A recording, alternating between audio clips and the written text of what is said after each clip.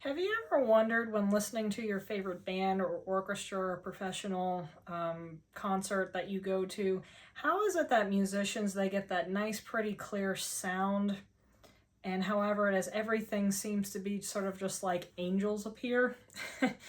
Well, part of what we do as musicians, not only do we spend time practicing our own instrument, but we also spend a lot of time working on what we call ear training. And a little bit of that actually comes from, believe it or not, singing. Yes, singing.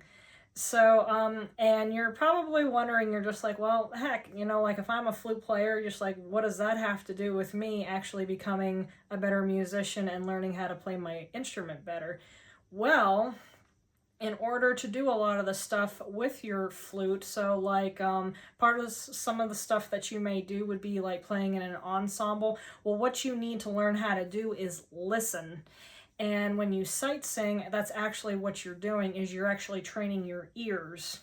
So the saying is, if you can hear it, you can sing it, or if you hear it, you can play it.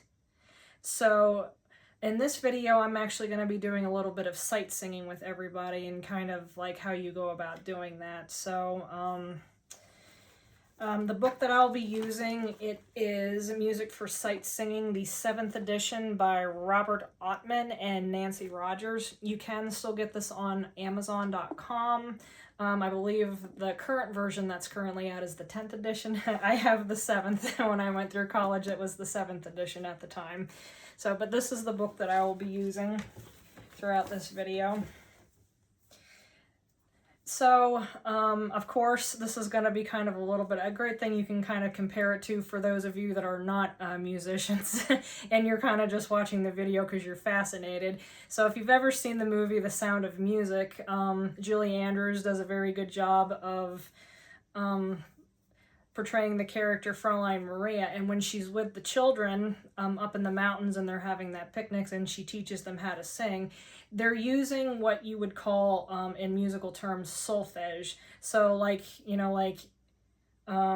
so like in the alphabet where she says when you read you begin with A, B, C, when you sing you begin with do, re, mi.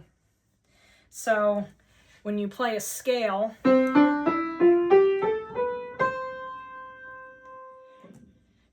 you're going to, so basically that's your alphabet only in a scale, so you'll be using do, re, mi, fa, sol, la, ti, do.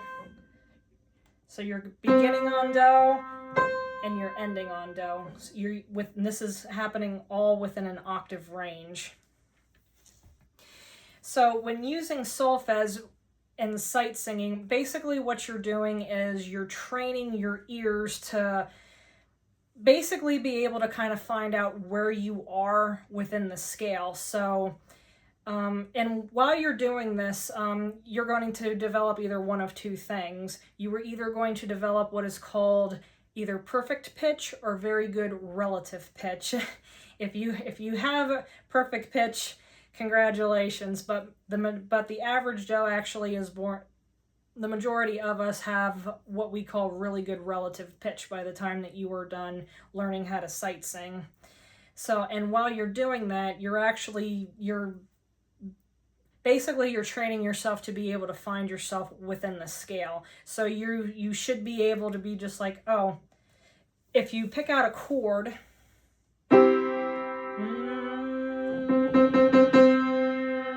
I can find my do really quickly.